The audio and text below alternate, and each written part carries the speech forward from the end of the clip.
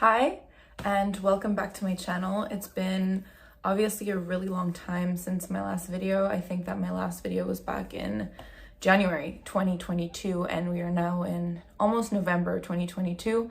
So basically 10 months. I know that it's been a few times that I've left comments on my previous videos saying that I would come back and do an update, which there has been so much change since my last video. And at the same time, not very much. What I can really say is that my journey towards an overall well-being is still what I strive for today. I really just want to feel healthy mentally and physically. I'm not really sure how to break this video up. I don't think I want to. I think I just want to have like a genuine update with you guys.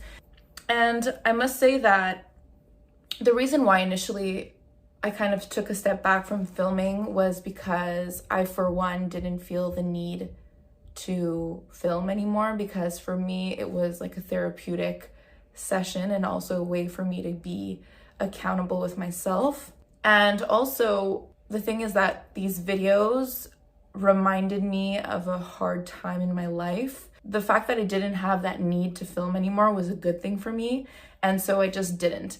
Although I did, connect with a lot of people through my videos, and I do feel like I should absolutely give an update and kind of let you know what's been going on. I also don't like the fact that this video is like, oh, I'm transformed and better and blah, blah, blah. Like, no, there's so much work that goes into everything else that's not filmed. Obviously, you can have a dietitian, obviously therapy, and all of these other things, just personal growth and maturity. It was less than a linear journey. And also the weight thing and the all-in thing, that's just one journey amidst so many others, right? Like, the human is so complex, whether that's personal, professional, emotional, it could be relational. There's so many different journeys in our lives.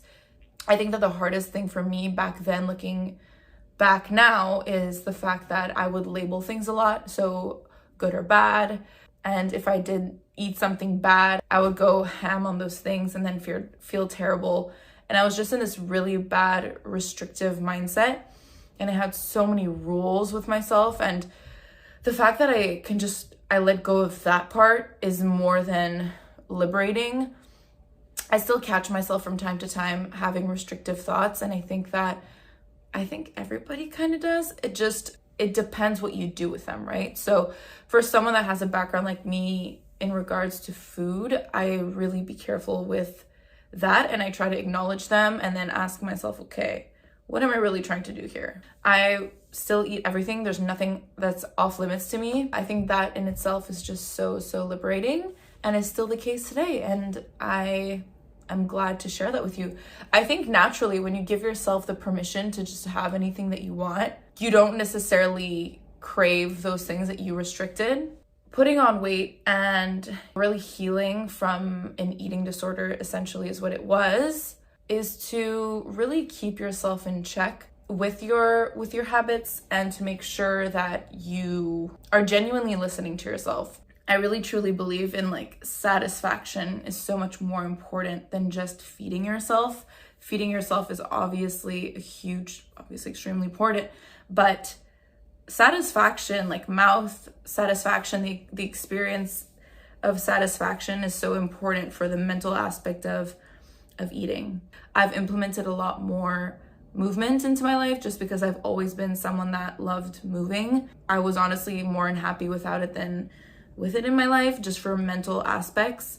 I think it's also interesting because it's been a little bit touchy to, even on this channel, I don't want to give the wrong impression, but I still want to be transparent and honest because I think that's just the truth. I think it's difficult to want to have physical goals, even though that can be in collaboration or in coordination with obviously your mental health. I would never ever put my mental health as to where it was a few years ago for a physical aspect, but I do have physical goals. And I know that's going to take a lot of time, but never compromising other aspects of my health. What has been really fun, I've started running quite a bit just because I love it. Genuinely, I used to run when I was younger. So when I run now, it makes me feel nostalgic, and it's really an amazing way to just like clear my head. You just feel so free when you run. I know that for me, it's just something that I feel also good in. I feel like I'm good at running. And so it really heightens my confidence when I'm done a run. I'm like, that was a good run. Like, I'm proud of myself. It's a way also just to, obviously, like the endorphins, the dopamine, like all of that is just incomparable to weight training, I find. And really like pushing yourself. It's very a euphoric experience.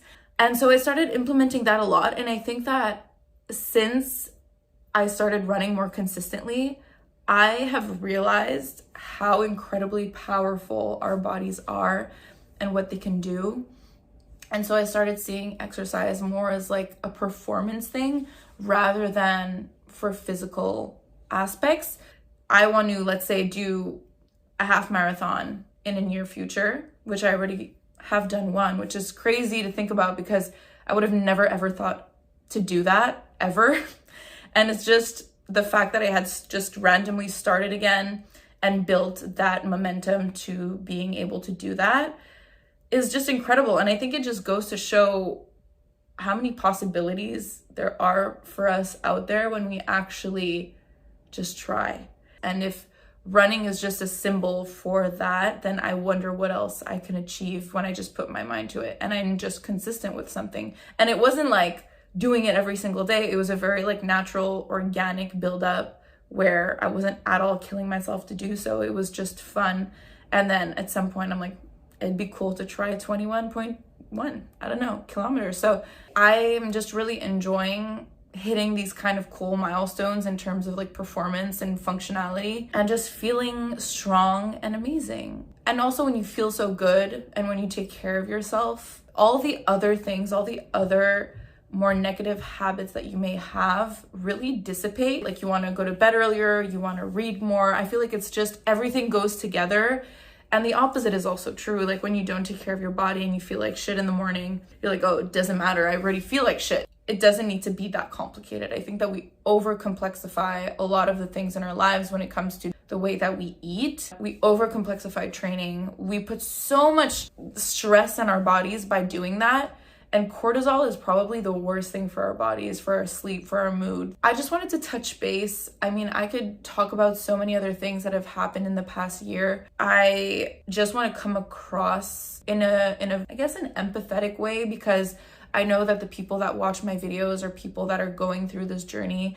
And if I could give you any piece of advice, is just to continue doing what you're doing and to just believe that what you're doing actually does matter. And no matter what time it's gonna take to heal, you can heal from an eating disorder. I'm the living proof of it, and there's so many others that are living proofs of that. But you're gonna look back at this period in your life or that other period in your life, and you're just gonna be like, wow, I was so far gone in terms of obsessed with something when genuinely, like, does it really matter? I don't know what else to say. Comment down below. I'll do a second update if I have more specific questions. I find it hard to just like ramble on. Have an amazing day. I'm so happy to be able to share this again. Let me know. And it's gonna be my pleasure to share some more thoughts or anything else with you. Have a great day, and I'll see you very soon.